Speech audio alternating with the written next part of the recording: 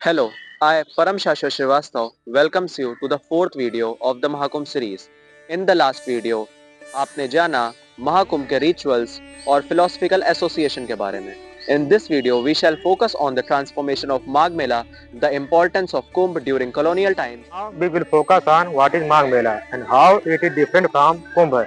Transformation of Magh Mela into Kumbh. Tulsidas के रामचरितमानस में प्रयाग में आयोजित होने वाले वार्षिक मेले का उल्लेख मिलता है एवं इसी प्रकार का उल्लेख अबुल फजल की किताब आईने अकबरी एवं निजामुद्दीन की किताब तबाकत ए अकबरी में भी मिलता है, परंतु इन पुस्तकों में संगम के स्नान पर्व को कुंभ नहीं कहा गया है, अतः प्रयाग में लगने वाले वार्षिक मेले को ही माघ मेला कहा जाता था। Only the Kumbh Mela was held in Haridwar was called Kumbh, as it was held according to the astronomical sign Kumbh, and there are several differences for the 12-year cycle of it.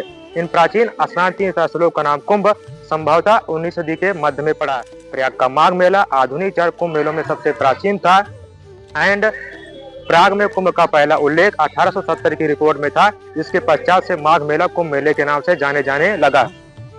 अभी तक हमने जाना evolution of कुंभ के बारे में। अब हम आपको बताते चलेंगे कॉलोनियल पीरियड और उसके बाद होने वाले कुंभ की स्थिति के बारे में। ब्रिटिश सरकार ने कुंभ जैसे विशाल धार्मिक समारोह को एक विद्रोह स्थल बताया। कड़ी निगरानी और सुरक्षा व्यवस्था की गई।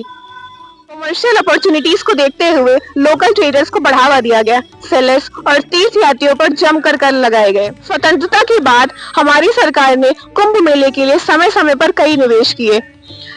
सुंदर घाट और इजी ट्रांसपोर्ट जैसी अन्य कई सुविधाएं अब देखी जा सकती हैं। इसके अलावा सरकार और एनजीओ के द्वारा क्लीन गंगा का भी अभियान चलाया गया।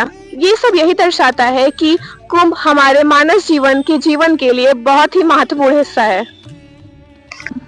Now let's talk about a brief introduction of Prayagraj and the significance of Sangam. Prayagraj, जिसे पहले इलाहाबाद कहा जाता था, इसका नाम प्रयाग से लिया गया है, जिसका शाब्दिक अर्थ नदियों, लोगों, संस्कृतियों और धर्मों का एक संगम है।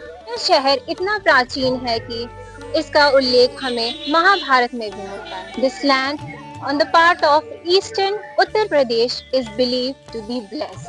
The Ganga, Yamuna and Saraswati.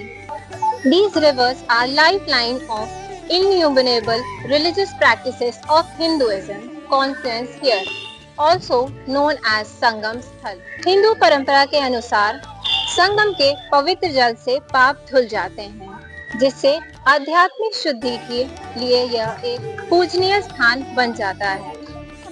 Now Prayagraj became an important Mughal administrative and military center during the reign of Akbar in the 16th century BC.